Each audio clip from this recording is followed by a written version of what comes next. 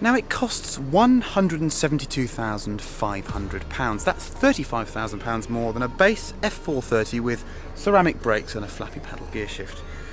Is Ferrari, with the new 430 Scuderia, having a great big Italian laugh at us? Or has it created one of the finest road cars in its history? Now unfortunately I've got to go and do the responsible thing and drive it on the road, because as you'll see it's a road car with number plates. But the Scuderia is really a track car, so let's go and do the honourable thing and drive it on the road. Then we'll come back to Fiorano, here, the home of high performance, and we'll give it a good spank.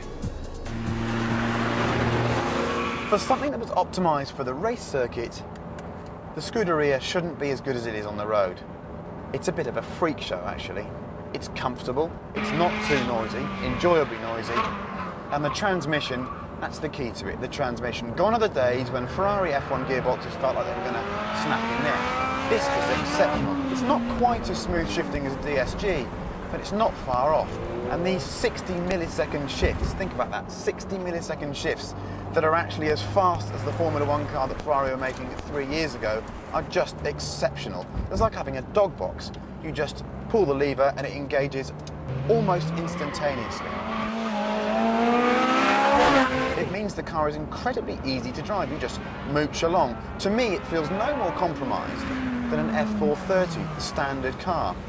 It's a bit pokier, and it doesn't feel night and day faster, but you are aware of the fact there's less inertia and it's more immediate.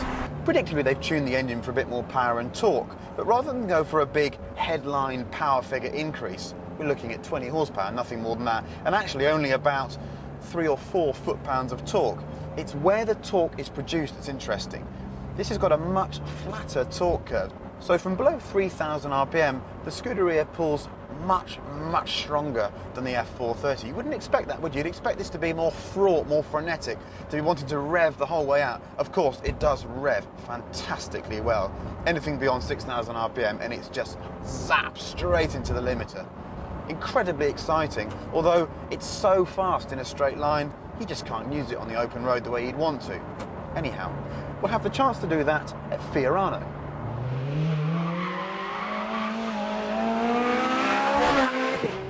So Fiorano, the home of Ferrari. What a circuit to have on the back doorstep of your factory. Ferrari 430 Scuderia. Now we have some interesting things going on here.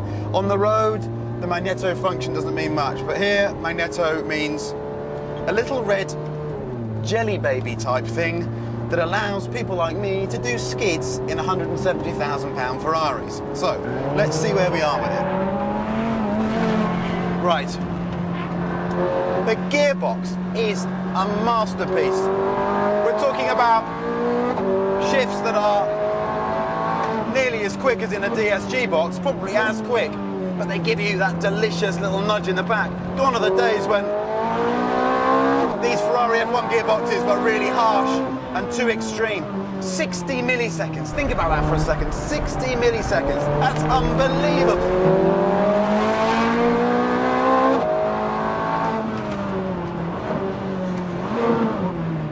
Oh no, it's a proper piece of kit, it really is. So, over the start-finish straight, let's just talk through one lap. Grab a bit of curb here. A little bit on the exit. Flat chat down the straight. 4th gear, 8,500 revs. Look at the shift lights on the steering wheel. Braking hard down into turn 1. Braking hard down into turn 1. Just a little bit of curb on the inside. Let it run out to the exit, I've been told. A hint of oversteer, but not too much. Stay left into the S's. Again, just nudge that curb, not too much. Nudge it. Nudge the curb on the left. Let the car run out. Get on the power early. 4th gear. There we go. Brake in a straight line into this 2nd gear right-hander. We're going back on ourselves now over this bridge on the circuit. Think of the people that have a bit of oversteer. Think of the people that have driven around here. Villeneuve, Schumacher, all of them. It's now Kimi's home. Wow. Anyhow, out onto the curbs again. 3rd gear, traction really good. Excellent braking, but you can almost get too much on the brakes. You take so much from them that eventually this road tyre does give way, but it's majestic. Bit of oversteer, showboating, slow but fun. the noise. Pitch the car in as late as possible. Just wants to oversteer but doesn't.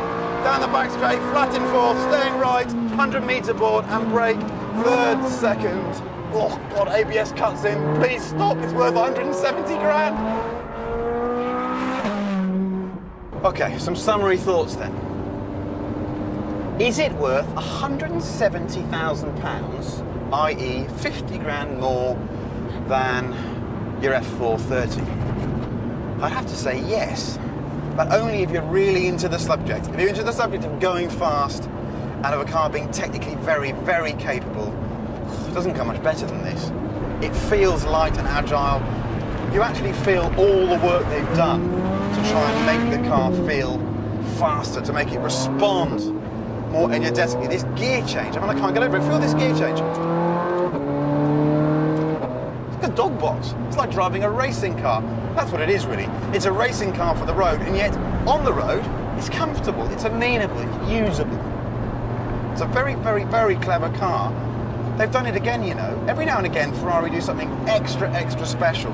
Now, the outside world seems to think it's the 599. Now, that's a really impressive vehicle, but I just think this is something extremely special. I think people are going to be guffawing over this for many, many years to come, like the way they are the Challenge Finale these days. No, oh, what a piece of magic. What a circuit. What a privilege. I think I might get told off now because I did one extra lap. But so what? One extra lap? Who cares?